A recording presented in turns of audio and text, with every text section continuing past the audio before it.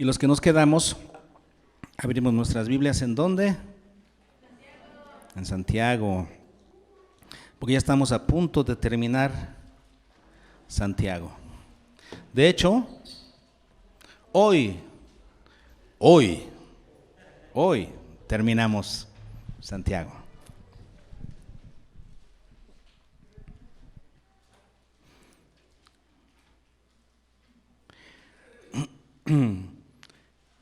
Y Santiago va a culminar su carta. Ustedes recuerdan que estuvimos platicando la vez pasada acerca de tener paciencia. ¿Por qué? ¿Por qué se requiere paciencia? Porque en la vida siempre hay dificultades, adversidades, inclusive persecuciones, ¿no? Aflicciones.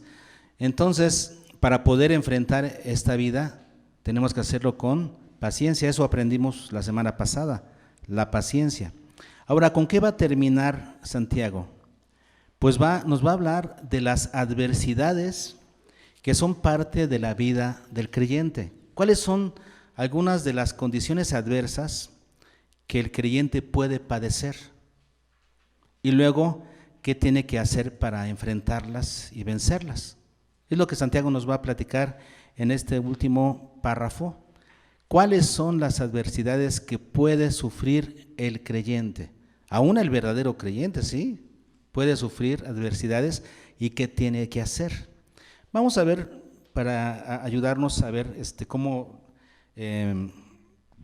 bosquejamos este último párrafo que vamos a estudiar hoy, de los versículos 13 al 20, ¿verdad?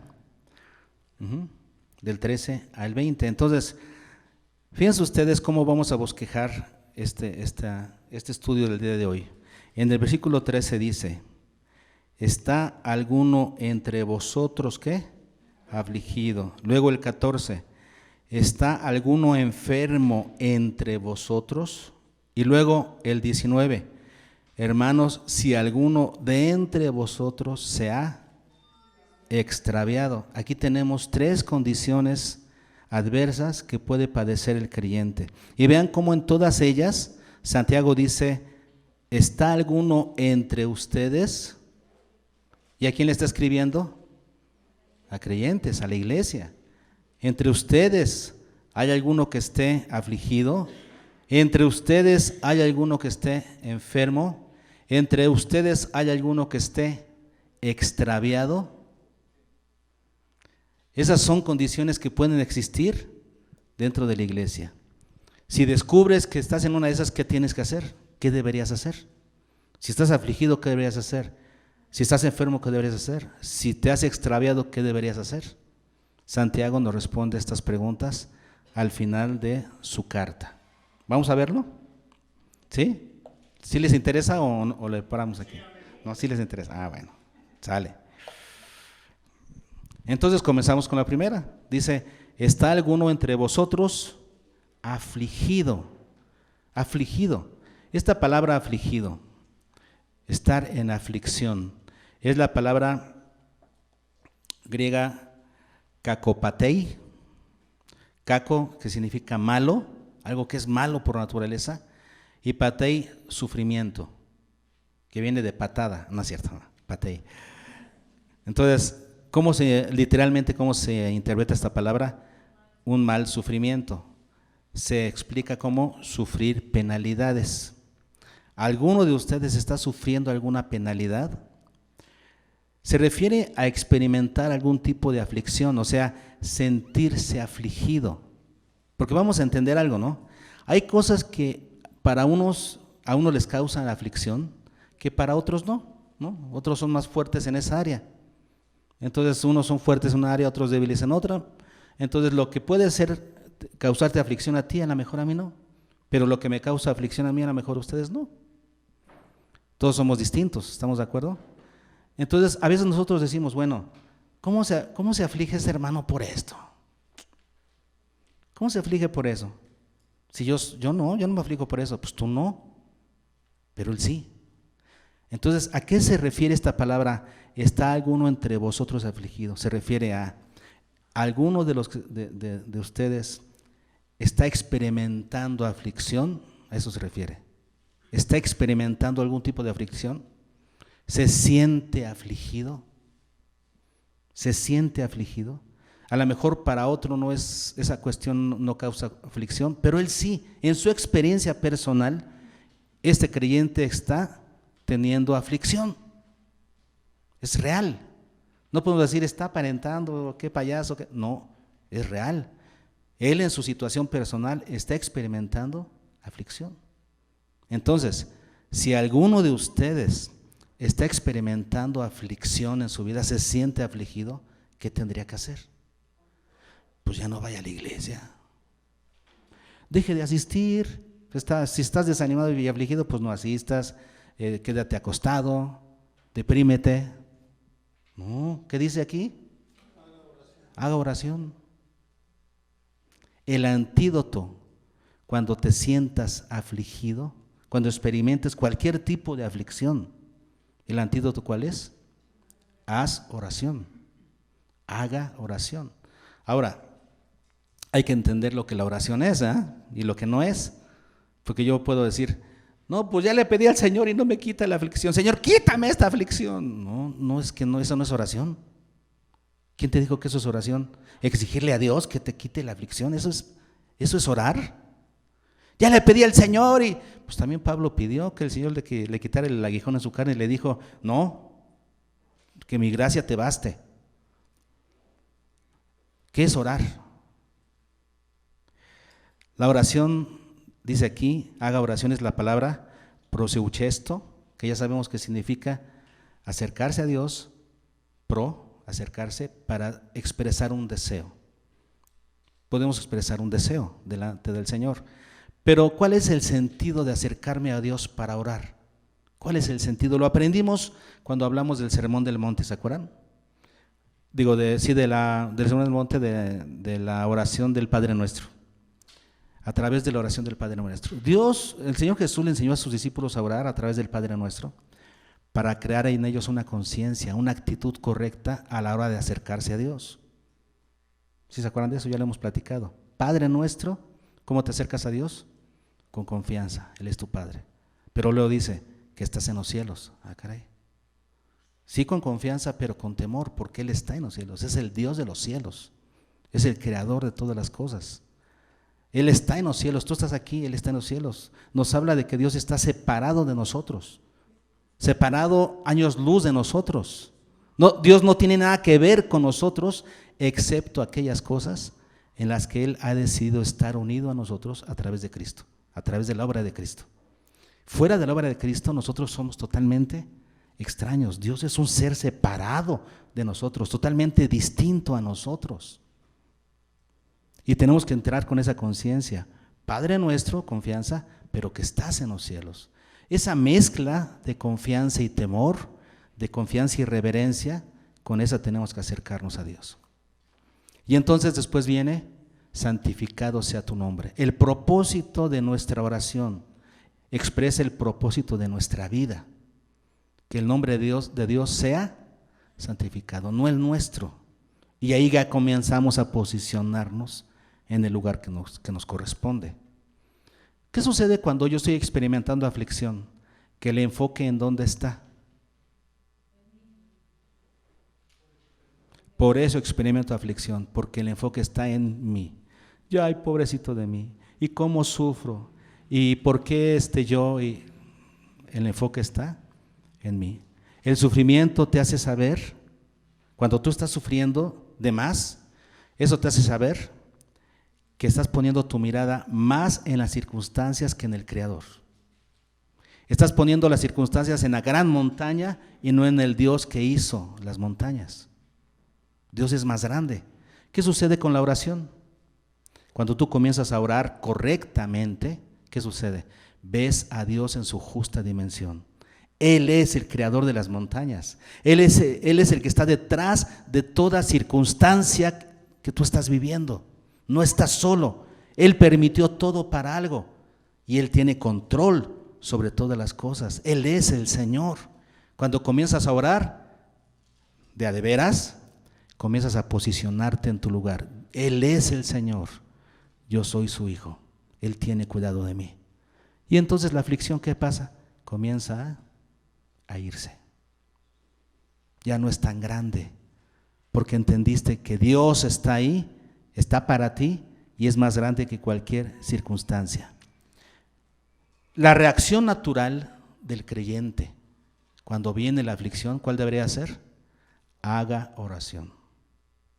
No es quejarse, no es lamentarse, no es encerrarse, deprimirse, es haga oración. Es el mandato. La reacción natural del creyente cuando viene la aflicción es haga oración. Y tendría que ser la reacción inmediata, natural, como lo que sigue, ¿no? Ahí en el versículo que dice, ¿está alguno alegre? Que aquí la palabra es la palabra eutemei, que significa de buen ánimo. ¿Está alguien de buen ánimo? ¿Qué hace? Cante alabanzas. Es lo más natural. Cuando estás de buen ánimo, ¿qué haces? Cantas alabanzas. De la misma manera, la expresión natural, la reacción natural del creyente cuando viene la aflicción debería ser haga oración. Ahí está el antídoto. ¿Ok? ¿Está bien? Aquí la solución la tenemos nosotros, es algo personal, ¿no? Es algo que nosotros debemos hacer, está en nuestras manos. Hacemos oración y la aflicción se va. Jesús dijo, en este mundo tendréis aflicción, pero confiad, yo he vencido al mundo. Cuando comienzas a orar, entonces viene, eso se hace realidad en tu mente, confías porque Él ha vencido. Y no quiere decir que el problema se vaya, lo que se va es la aflicción. Esa experiencia de aflicción en tu vida comienza a ceder, a irse. ¿Está bien? Entonces cuando venga la aflicción, ¿qué vas a hacer? Hacer oración, orar. Vamos a ver el segundo caso, que está un poquito más largo. Este estuvo fácil, ¿no? Fácil, ya sabemos lo que tenemos que hacer. Pero el segundo dice, ¿está alguno enfermo entre vosotros? El creyente se puede enfermar, puede tener padecimientos físicos, como decíamos de Pablo. Pablo tenía un padecimiento físico y le pidió 3 veces a Dios que se lo quitara y Dios le dijo, no, bástate mi gracia. Padecimientos físicos.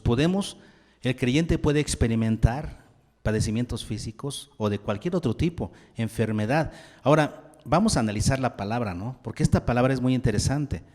Esta palabra, ¿está alguno enfermo? Esa es la palabra astenei, que significa significa sin, luego stenei, fuerza, sin fortaleza. ¿Alguien se encuentra debilitado entre ustedes? Y esta palabra astenei se refiere a estar débil no solamente físicamente, sino en términos generales. Debilidad física, emocional, espiritual, cualquier tipo de debilidad entra en esta definición de la palabra astenei. ¿Está alguno débil física, emocional o espiritualmente? Pero el sentido de esta palabra griega es estar débil al grado de no poder sobrellevar la carga uno solo. Ese es el sentido de la palabra. O sea, si tú estás enfermo y estás bien, sigue adelante, no pasa nada. ¿Estás de buen ánimo? Sigue adelante, no pasa nada. Aquí se refiere a aquel, no solamente que esté enfermo físicamente, no se refiere a eso la palabra. Se refiere a aquel que por alguna condición física o emocional se encuentra como debilitado, al grado de no poder sobrellevar esa carga él solo. Es ahí donde entra la ayuda, ¿no? Por eso hay psicólogos, por eso hay ayudadores sociales, porque mucha gente se encuentra así. Mucha gente se encuentra débil al grado de que no pueden solos. Y a veces así es. ¿Nos ha pasado alguna vez a nosotros? Yo creo que a todos, ¿no? Porque en la vida tenemos cosas que con responsabilidad tenemos que sobrellevar, pero hay cosas que no podemos sobrellevar. ¿Y qué necesitamos hacer? Aquí dice la Escritura, si alguno está débil entre ustedes, al grado de no poder solo, ¿qué hay que hacer? Llame. Y ese llame está en modo imperativo. O sea, es una orden del apóstol Pablo. Llama a alguien. No te quedes así. Si tú ves que no puedes solo, que no puedes sobrellevar la carga solo, llama a alguien. Y es una orden, llama a alguien. No te quedes solo. Ahora, ¿a quién hay que llamar?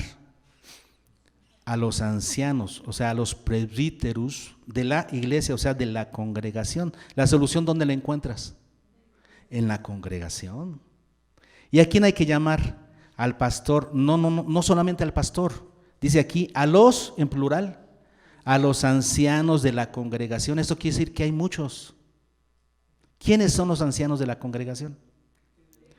La palabra presbíteros, que se traduce como anciano, se refiere a, literalmente la palabra presbíteros se traduce como alguien adelantado en relación a otros.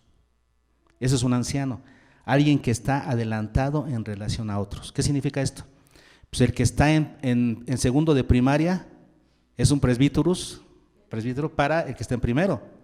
El que está en tercero es un presbítero para el que está en segundo, se supone. Está más avanzado en relación a otros y por lo tanto puede ayudar.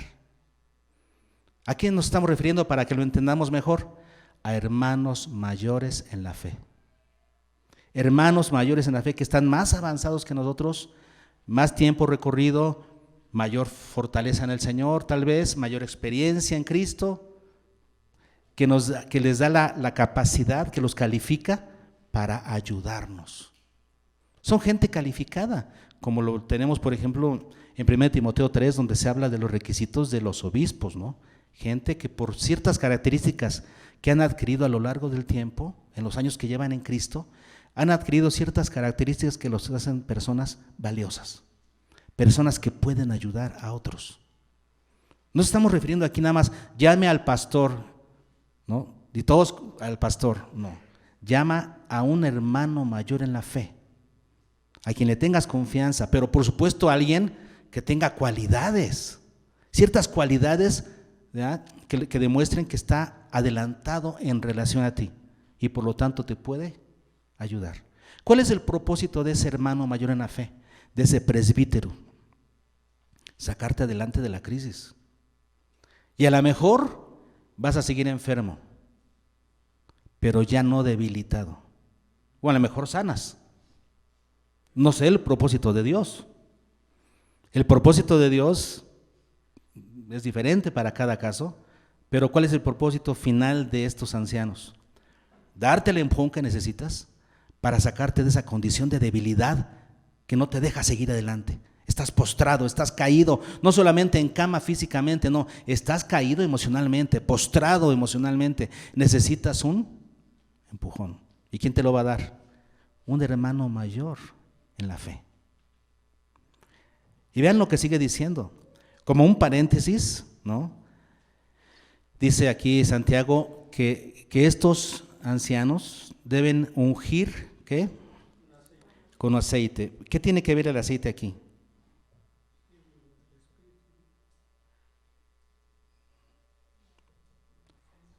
El aceite era de uso común para los judíos.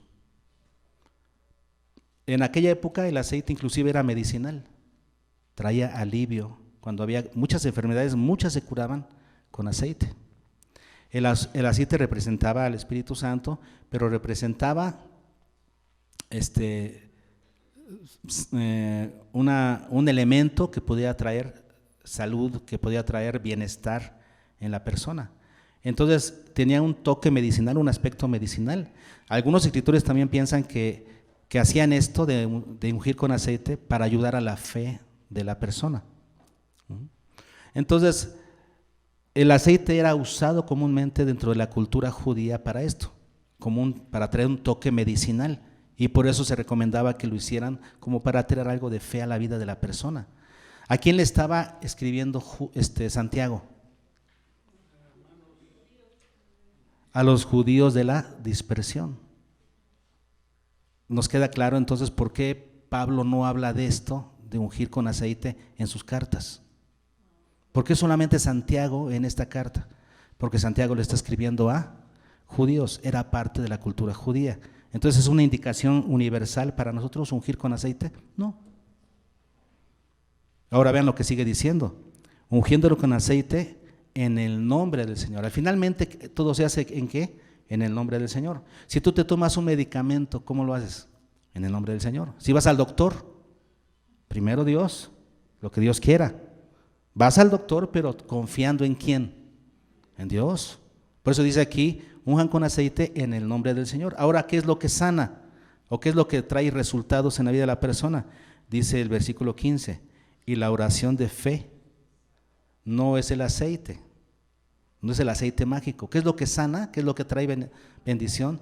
La oración de fe. Ahora, ¿qué es lo que sana pues? La oración de fe. Pero curiosamente esta palabra, oración, no es la misma de ahí arriba. No es la misma palabra que se traduce arriba para oración, que es la palabra prosechueste, no.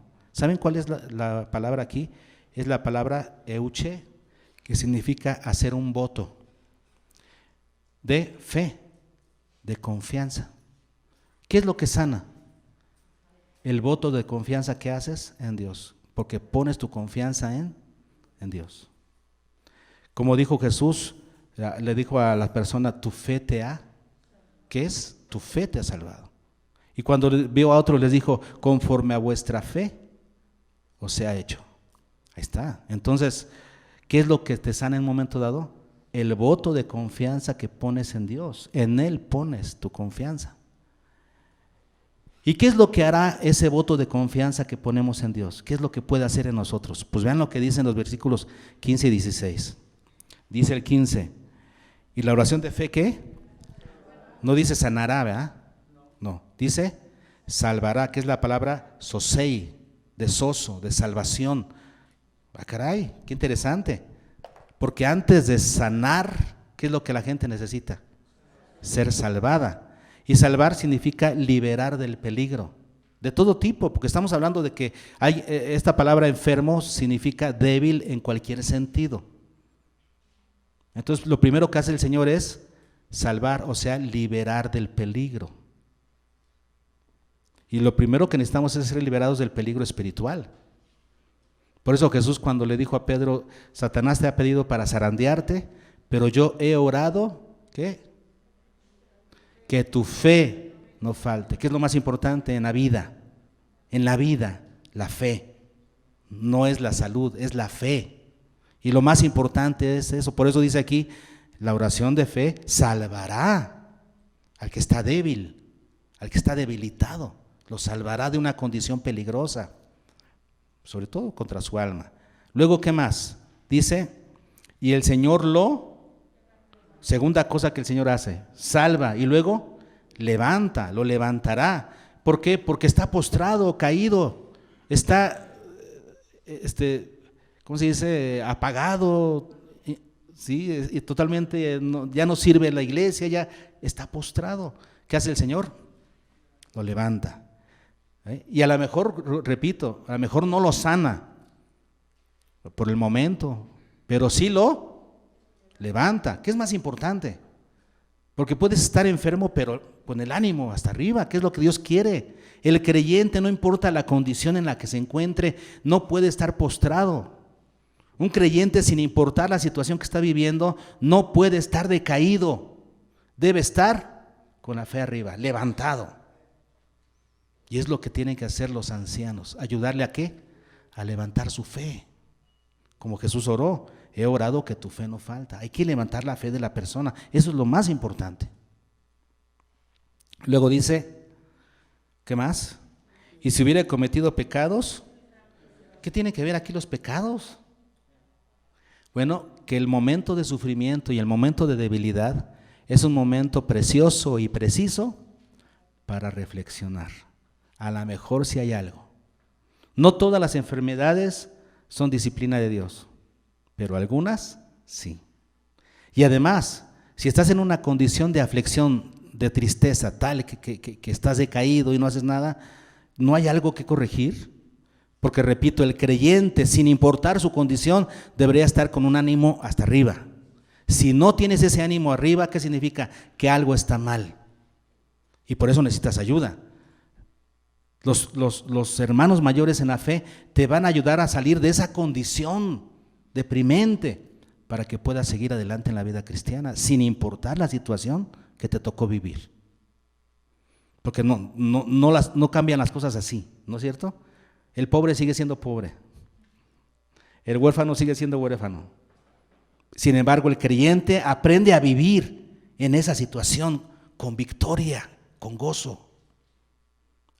Esa es la ayuda que deben dar los hermanos mayores. Y luego finalmente dice, fíjense, al final, versículo 16, confesaos vuestras ofensas unos a otros y orad unos por otros para que seáis, finalmente dice, seáis sanados. Y esta palabra sanados tiene que ver con salud física y espiritual, o sea, salud integral. Dios quiere que estemos integralmente bien. Y yo diría principalmente en los aspectos que no se ven. Acuérdense que a Dios le interesa más la belleza del alma que la belleza física.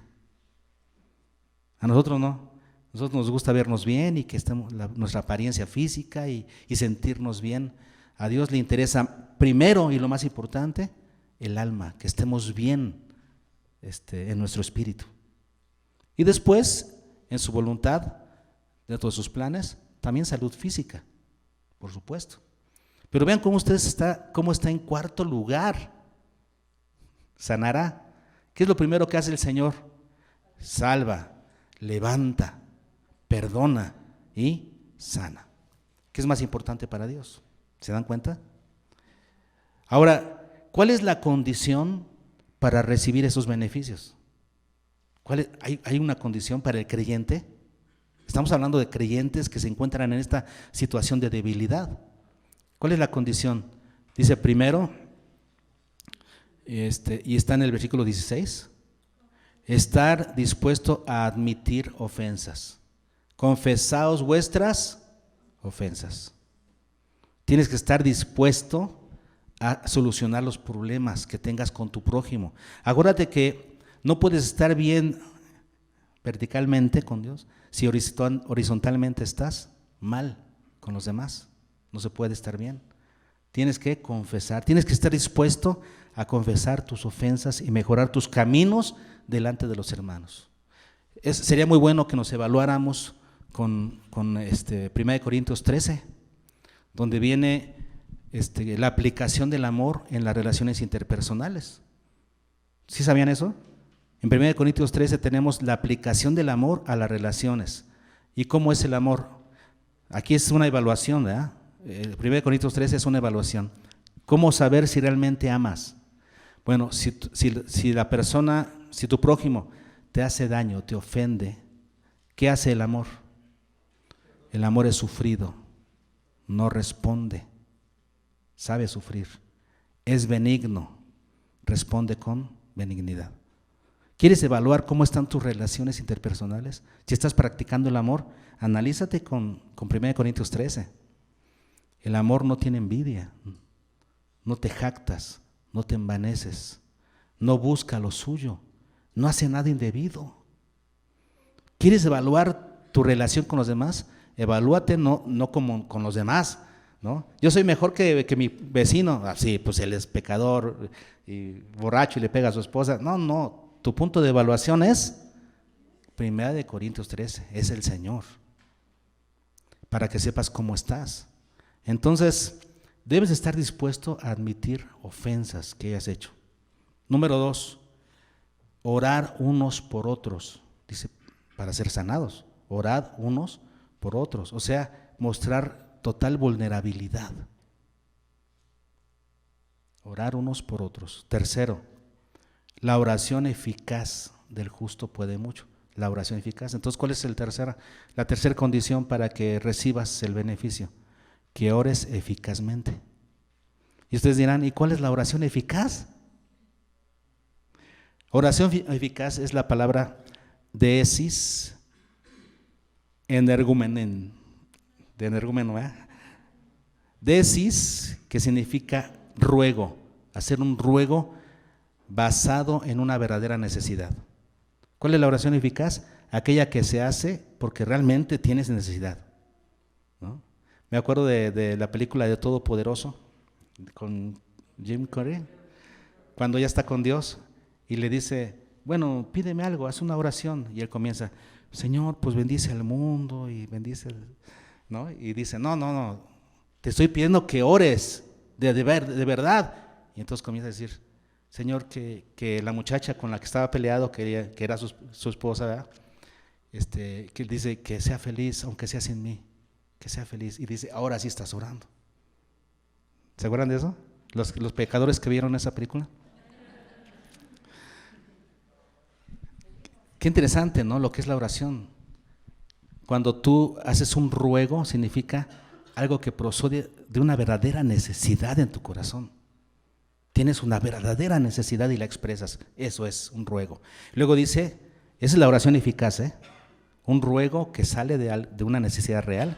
Luego, eficaz significa activo, que obra, en trabajo. Eso quiere decir, ¿cuál es la oración eficaz entonces? La que se hace. La que no se hace no es eficaz. Es la que obra, es la que realizas. Es cuando te arrodillas y buscas al Señor y lo haces. No es cuando dices, pues voy a orar y te vas. No, esa no es la eficaz. ¿Cuál es la oración eficaz? La oración que se hace. Sí, porque Dios no depende de palabras, de fórmulas. Dios ve tu necesidad, tu ruego, el ruego de tu corazón. Es lo que Dios ve. Si tu oración es bonita o no, eso no importa. ¿No? La oración eficaz, luego dice, puede mucho. Pero, ¿la oración eficaz de qué? ¿De quién? Porque ese es el cuarto requisito. Del justo. Aquí lo dice, ¿eh? La oración eficaz del justo. ¿Quién es el justo? Pues aquel que vive con rectitud. Así, aquí lo dice, ¿eh? Aquel que vive con rectitud. Y no quiere decir que sea perfecto, pero Dios conoce su corazón, vive con rectitud. Y Santiago nos pone un ejemplo de alguien que sabía hacer oración eficaz. ¿Quién es? Elías. Dice, aquí nos pone el ejemplo de Elías. Elías era un hombre sujeto a pasiones como las nuestras. No era un superhombre, ni un héroe, no, era un hombre sujeto a pasiones como las nuestras. ¿Pero qué sucedió? Oró y se detuvo la lluvia, ¿no?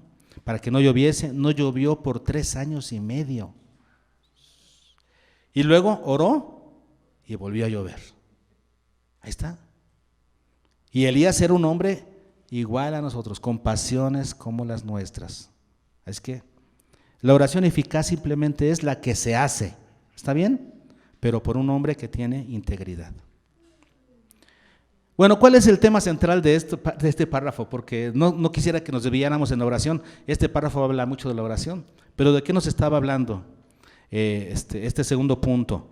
Que cuando alguien esté debilitado, ya sea física, emocional o espiritualmente, al grado que no pueda solo sobrellevar esa carga, ¿sí? Debilitado. Entonces, ¿qué debe hacer? Debe pedir ayuda. Dice, llame. ¿La iniciativa de quién es? Porque luego dice, no me vino a ver y nadie me atiende. ¿Llamaste? La responsabilidad es tuya. Si te encuentras débil, enfermo, que no puedes solo, si puedes solo échale ganas. Si no puedes, llama. Llama a algún hermano mayor, a cualquiera de nosotros. Llama. Y entonces iremos a ver de qué se trata. Llama a algún hermano de la fe para que recibas la ayuda que necesitas para salir de ese bache y después puedas salir solo. No se trata de aquí de que siempre te vamos a estar cargando. No, te ayudamos a salir y para que sigas caminando victoriosamente en la fe. Vas a recibir el apoyo que necesitas, pero para salir del bache y seguir caminando. ¿Ok? Ese es el punto. Entonces, punto 2. ¿Alguno está débil? Llame para que reciba la ayuda que necesita. Y el tercero, que está en el versículo 19. Hermanos, dice, si alguno de entre vosotros otra vez se ha extraviado de la verdad. Se ha extraviado de la verdad.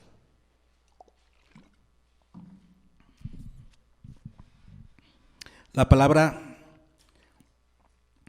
planete. Viene planeta. Planete, ¿saben lo que significa planete? Estar errante. Estar errante significa, si alguno se ha extraviado, o sea, está errante, sin rumbo, se deja llevar. Ahora, está en voz pasiva. ¿Qué significa esto? Que alguien ejecutó la acción sobre él. Esto significa, te dejaste extraviar. Una responsabilidad del creyente es conocer la verdad. ¿Para qué? Para no dejarse extraviar. Pero aquí este creyente se descuidó, no aprendió la verdad como debía. ¿Y qué sucedió? Lo extraviaron. Sí, porque no se extravía solo, ¿no? Alguien lo extravía, alguna influencia, algún libro, algún video, alguna persona lo llevó a creer algo distinto. ¿Se extravió de qué? De la verdad, de la aletheía. Aletheía significa verdad absoluta. Es el cuerpo que está detrás de la sombra. Eso es la palabra aletheía. Porque la sombra nos puede mostrar algo que no es, ¿no? Yo, por ejemplo, veo un pájaro volando, una sombra de un pájaro volando, pero doy vuelta, ¿no?, ahí y veo al que lo está haciendo y está haciendo. Y digo, ay, caray, creí que era un pájaro. No, es un cuate que está haciendo. Las sombras nos pueden engañar, pero la palabra aletheía significa el cuerpo que está detrás de la sombra, lo que es real. Es la palabra aletheía. Alguien lo extravió de la verdad. Y es muy fácil en el tiempo de hoy ser extraviado, con tantos libros, tantas filosofías, tantas nuevas enseñanzas que te sacan de la ortodoxia, o sea, de la interpretación correcta de la palabra. ¿Puede ser alguien extraviado en la iglesia? Sí, extraviado de la verdad. ¿Qué debe hacer? Aquí la función otra vez es del cuerpo, porque dice aquí, y alguno lo hace volver. ¿Alguno de dónde? Otra vez la función del cuerpo.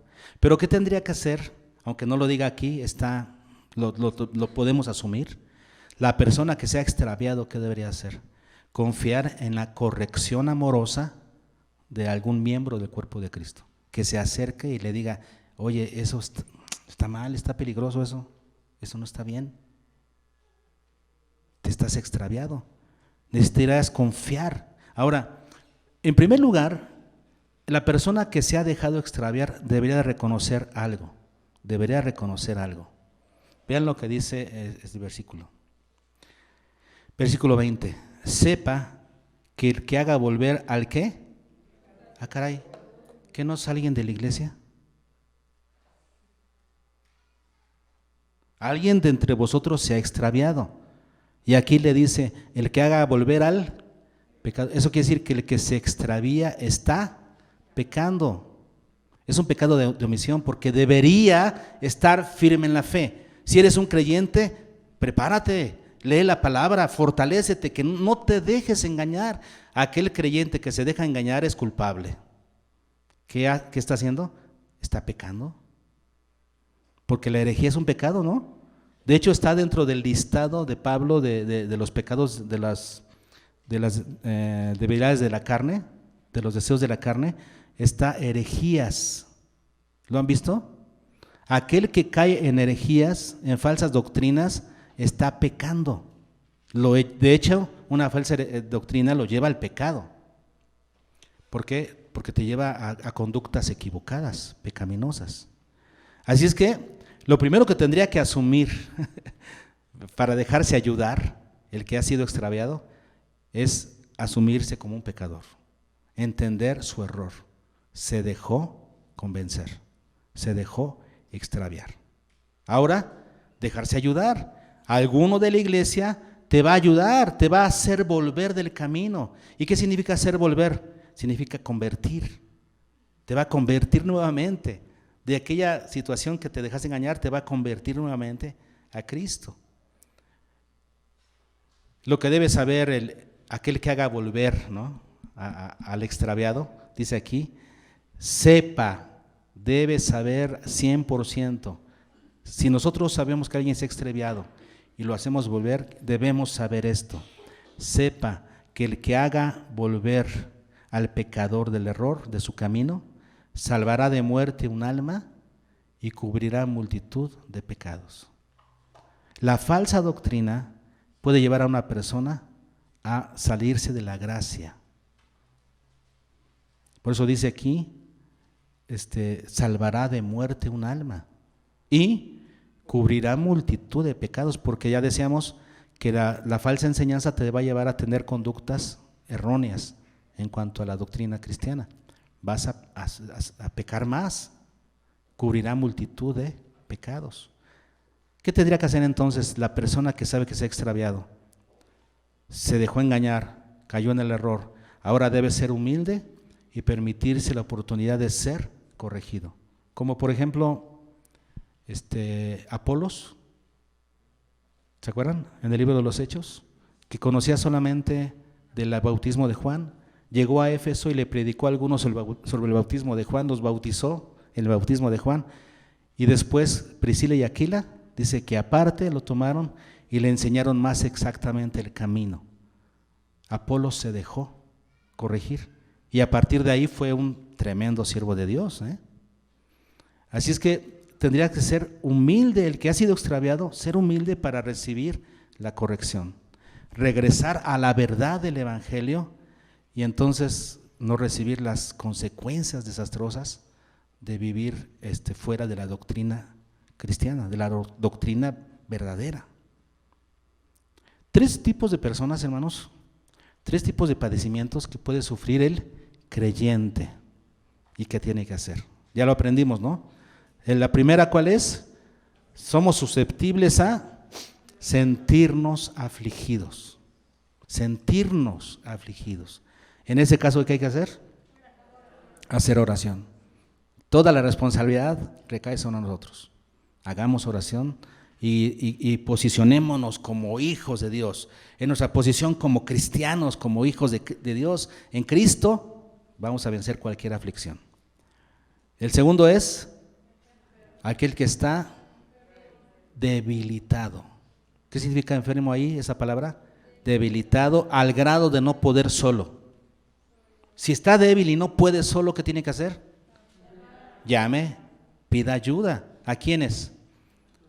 Hermanos mayores en la fe, ancianos, hermanos mayores en la fe, que le ayuden a salir de ese bache y pueda seguir en la vida cristiana victoriosa, en medio de cualquier circunstancia.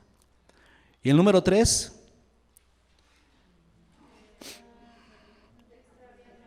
es aquel que se ha dejado extraviar, se ha dejado engañar. ¿Qué tiene que hacer?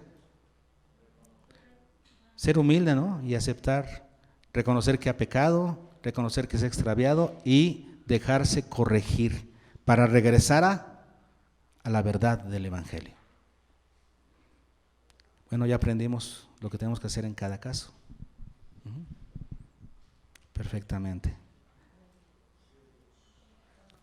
Vimos lo que tiene que hacer cada uno si es que se siente así, primero afligido o débil o ha sido extraviado. Pero ¿y los demás? Si vemos que alguien está extraviado, ¿qué hay que hacer? Acercarnos y en amor, pero corregir. Entonces hay cosas que también los demás tenemos que estar ahí y ver y ofrecer nuestra ayuda. Si alguien está débil, no ha venido a la iglesia, que ya está caído, ¿qué hay que hacer? Pues ir a buscarlo también, ¿no? Si ya su debilidad fue tanta que ni siquiera está buscando, pues entonces nosotros vayamos a buscarlo. Ok, que el Señor nos ayude pues.